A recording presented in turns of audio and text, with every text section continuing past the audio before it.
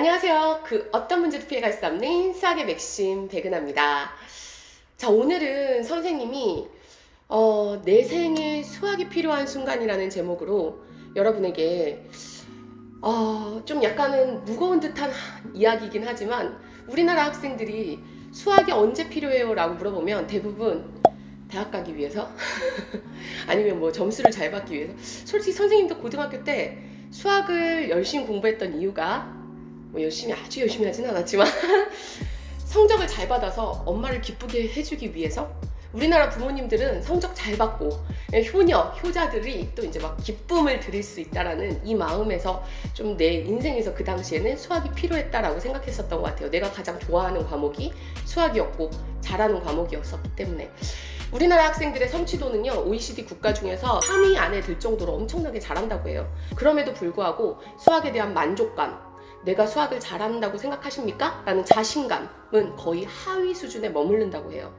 성취도가 이렇게 좋음에도 불구하고 왜 우리나라 학생들이 수학을 그렇게 자신 없어하고 입시를 위한 공부만 하게 되는지 선생님 너무 안타까워서, 자, 오늘 역사적으로 우리 수학자들 중에서 그 사람들 인생에서 수학이 꼭 필요했던 이 아주 절묘한 순간들이 있는데 언제 우리 수학이 필요로 했었는지, 자, 여러분은 인생에서 언제 수학이 필요한지 고민하는 시간을 가져보도록 합시다.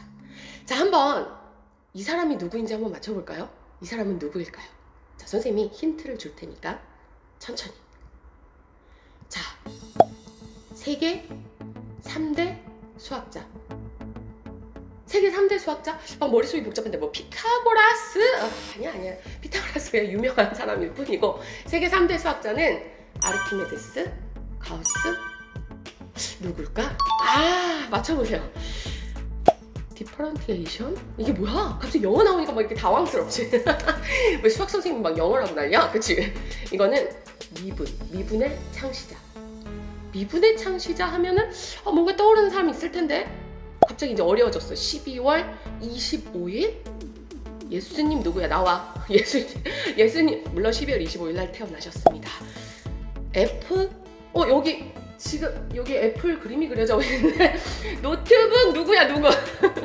자, 맞습니다. 아마 맞춘 사람들 있을 거예요. 세계 3대 수학자 안에 드는 바로 뉴턴입니다. 자, 뉴턴은 여러분이 과학자로 많이 알고 있어요. 물론 과학에서 엄청나게 많은 업적들을 남겼었죠. 그런데 세계에서 넘버 3 안에 드는 세계 3대 수학자란 말이야. 그 중에서도 사람들이 넘버 1으로 꼽는 사람이 바로 뉴턴이야. 자, 뉴턴에게 수학이 필요했던 순간이 언제였을까? 뉴턴은 어렸을 때 12월 25일 날 태어났는데 태어나자마자 이제 아버지가 태어나기 전에 돌아가신 유복자로 태어났어요. 그래서 어렸을 때 너무 형편이 좀 어려운 상황에서 이제 그 대학교를 근로장학생이라고 그래서 대학교에서 일을 하면서 그 장학금으로 이제 학비를 충당하는 근로장학생이었어요. 그래서 열심히 막 청소도 하고 잔심부름도 하고 하면서 힘든 생활 속에서도 뉴턴은 학업에 열심히, 그리고 항상 사색을 엄청나게 많이 몰입하는 이 집중력이 대단했었다고 해요. 그러던 중에 뉴턴은 이제 교수님한테도 인정을 받고 이제 그 캠브리지 대학의 교수가 됐는데, 지금 우리가 코로나가 이렇게 터진 것처럼 그 당시에 그 나라에서 흑사병이 이렇게 전 세계적으로 돈 거예요. 그래서 그 당시에 뭐 온라인 수업 이런 거 없었어. 그래서 그냥 학교가 딱 휴교를 한 거지. 그래서 뉴턴은 다시 고향으로 돌아가서, 시골 고향으로 돌아가서 2년 동안 이제 학교가 휴교하니까 고향에서 생활을 하면서 그 2년이 이 전 세기의 인류를 바꿀 만한 정말 위대한 발견들이 많이 일어난 2년이었다라고 후대 사람들은 많이 얘기를 해요. 그 당시에 이제 뉴턴이 뭐 나무 밑에 앉아있다가 사과가 뚝 떨어지는 걸 보고 만유인력의 법칙을 생각했다고는 하지만, 아니 어떻게 뉴턴이 사과를 뚝 떨어지는 걸 보고 만유인력의 법칙을 바로 생각했겠어? 사과가 뚝 떨어지는 걸 보고 물론 호기심을 가졌지. 모든 일에 다 호기심을 가졌었던 사람이었으니까. 도대체 사과가 왜 떨어지지?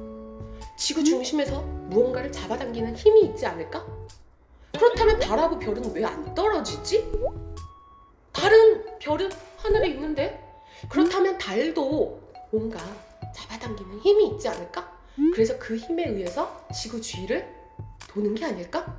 그 원리로 지구가 태양 주위를 도는 게 아닐까 하고 천문학까지 관심을 갖게 되었고 만유인력의 법칙을 생각하게 되었는데, 이 만유인력의 법칙을 설명할 수 있는 방법이 없었던 거야, 그 당시에. 이걸 식으로 설명해주고 싶고, 뭔가 추상화된 이 개념을 구체적인 식으로 설명해주고 싶은데 설명해줄 수 있는 방법이 없었던 거지. 왜? 그 당시엔 미분이 없었으니까. 여러분 지금 이제 뭐 한 고2, 고3 정도 됐으면 알 거 아니야. 위치를 미분하면 속도고, 속도를 미분하면 가속도다. 근데 우리는 그냥 기계적으로 외웠단 말이지. 가속도를 다시 적분하면 속도고, 속도를 다시 적분하면 위치야.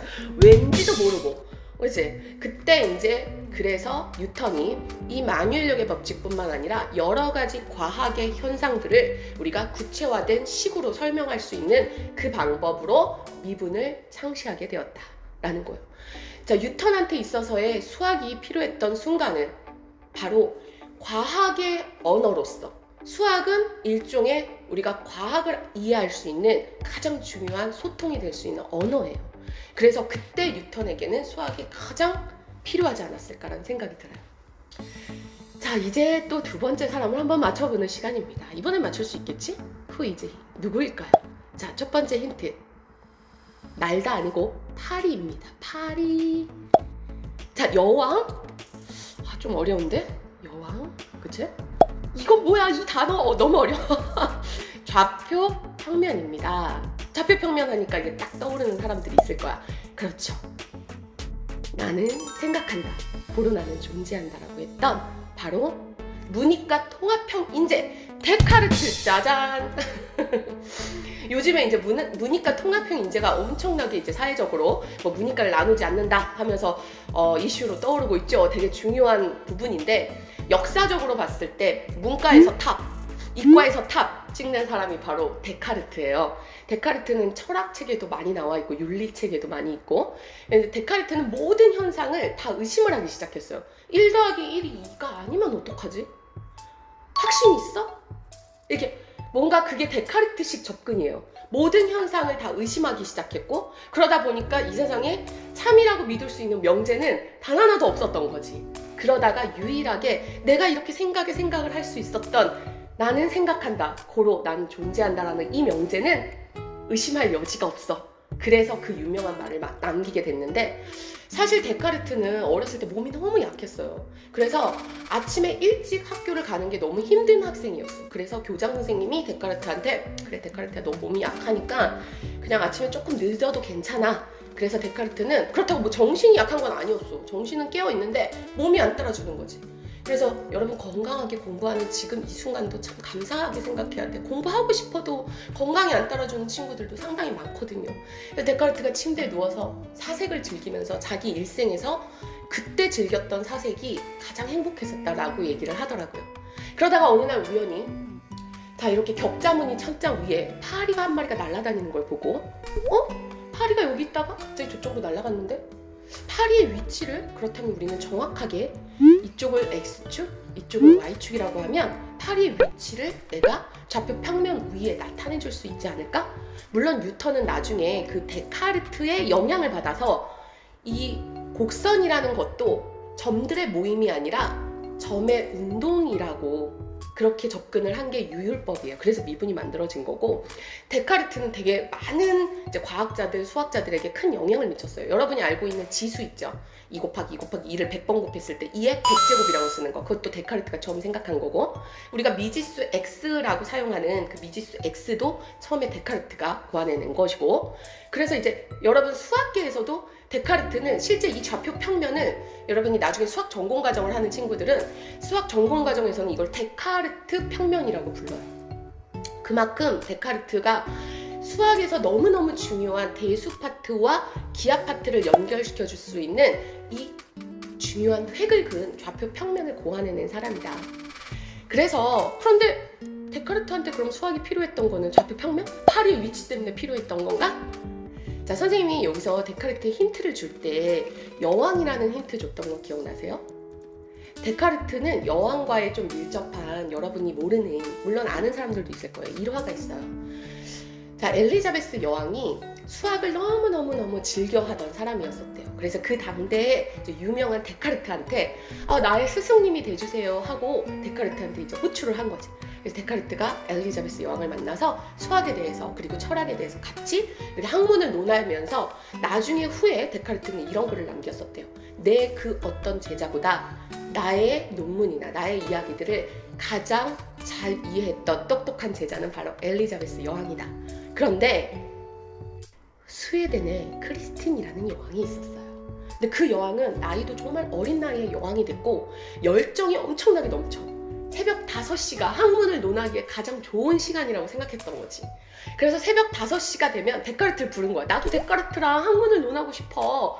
그런데 데카르트는 어떤 사람이에요? 몸이 약해서 아침에 학교도 못 가고 막 이랬던 사람인데 여전히 몸이 약한데, 그래서 이 힘든 몸을 하고 여왕이 부르니까 어쩔 수 없이 갔단 말이지. 그런데 띠딩 크리스틴 여왕을 보고 사랑에 빠진 거야.